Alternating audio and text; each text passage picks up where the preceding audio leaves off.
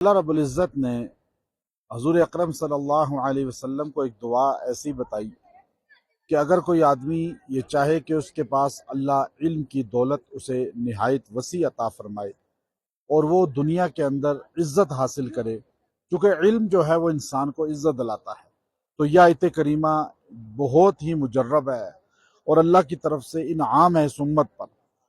دیکھیے، علم کے ساتھ ہی انسان کی عزت ہے۔ جانور کو اور انسان کو اللہ رب العزت نے علم کی وجہ سے انسان کو ممتاز کیا۔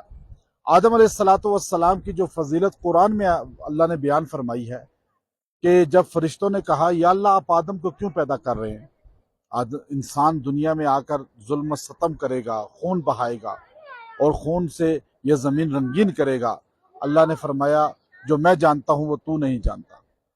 پھر اللہ نے آدم علیہ السلام کے سامنے پھل سبزیاں رکھ دی اور فرشتوں سے بھی کہا اور آدم علیہ السلام سے بھی کہا ان کے نام بتاؤ۔ آدم علیہ السلام نے نام بتا دیے، فرشتے نہیں بتا سکے، اللہ نے سکھائے تھے اس لیے بتا دیے۔ تو اس وقت فرشتوں نے کہا لا علم لنا الا ما علمتنا، اے اللہ ہمیں نہیں پتا بے شک تو جانتا ہے۔ قالوا سبحانک، سبحانک کہا کہ یہ جملہ کہا۔ تو اللہ نے آدم کو فضیلت علم کی وجہ سے دیا۔ آپ کے پاس دنیا کا کوئی نالج بھی ہے، چاہے آپ کو بس سائنس ہے، فزکس ہے، کیمسٹری ہے، بائیو ہے، میتھ ہے، انگلش ہے، آپ دیگر جتنے علوم فنون دنیا میں ہیں کسی پر بھی آپ دسترس حاصل کرنا چاہتے ہیں، تھوڑا تھوڑا تو آپ کوشش کریں سارے علم سیکھیں، تاکہ آپ کسی جگہ بات کریں، گفتگو کریں تو آپ سے علمیت ٹپکے۔ علم والا انسان اور جاہل انسان کا فرق پتہ چلتا ہے جب انسان مجلس میں، مجمع میں لوگوں کے گفتگو کرتا ہے۔ تو اہل علم ہمارے علماء اکرام کا بتانا نہیں پڑتا کہ یہ علامہ ہیں، یہ بہت بڑے شیخ ہیں، بلکہ ان کی گفتگو سے پتہ چلتا ہے کہ یہ شیخ طریقت ہیں، یہ عالم ہیں، یہ حدیث اور فقہ کے اور تفسیر کے ماہر ہیں۔ تو علم آپ کوئی بھی حاصل کرنا چاہتا ہوں مضبوطی سے۔ آج میں اس جگہ کھڑا ہوں جو لیک ہے، جھیل ہے، اور ایسی جھیل ہے جو ہم کلام کی وادی میں موجود ہے، اور اس جھیل کو آپ دیکھیے کہ یہ جھیل جو ہے ایک خوبصورت پہاڑوں کے اندر یہاں وادی میں موجود ہے، اور مئو ڈنٹ اسے بولا جاتا ہے، لیک مئو ڈنٹ، یعنی مئو جھیل کو کہتے ہیں پشتو زبان میں، ڈنٹ مچھلی کو کہتے ہیں۔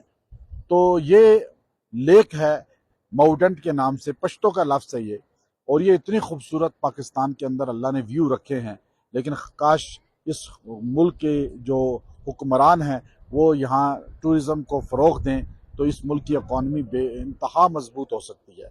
پوری دنیا اکانومی پر ڈپینڈ جو کرتی ہے زیادہ سے زیادہ ٹورزم پر۔ ترکی کو آپ دیکھ لیں، باقی کنٹریز کو، مالدیو کو آپ دیکھ لیں، اور بہت سی کنٹریز ہیں۔ تو یہاں سے میں وہ وظیفہ بتا رہا ہوں جو آپ کے علم کو مضبوط کر سکتا ہے۔ تو آپ روزانہ 11 مرتبہ رب زدنی علما، اتنا مختصر وظیفہ پڑھیں اور 11 مرتبہ پڑھ کے سینے پہ پھونک دیں۔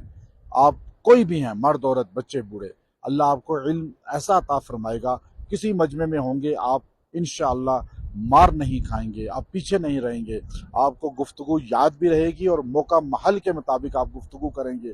اور اگر کسی مجلس میں آپ ہوں، آپ چاہیں کہ اس مجلس کے مطابق آپ گفتگو کریں، 3 بار رب زدنی علما پڑھ کے اپنے سینے میں پھونک لیں، پھر وہاں آپ انشاءاللہ چھا جائیں گے۔ اور جو امتحان دے رہے ہیں یا سٹڈی کر رہے ہیں ابھی کالج، یونیورسٹی، مدرسہ کے، یا CSS کر رہے ہیں، کوئی بھی امتحان ہے بیرون کنٹری کا ہے، تو آپ یہ روزانہ 70 بار پڑھ کے پانی پہ دم کر کے پئیں اور دعا کریں۔ انشاءاللہ 21 دن یہ عمل کریں، اللہ آپ کو علم کی دولت عطا فرمائے گا، اور سبق یاد کرنے سے پہلے 3 بار یہ پڑھ لیں، اللہ اسے یاد رہنے والا بنائے گا، یعنی آپ کا حافظہ قوی ہوگا۔ وآخر دعوانا ان الحمد للہ رب العالمین۔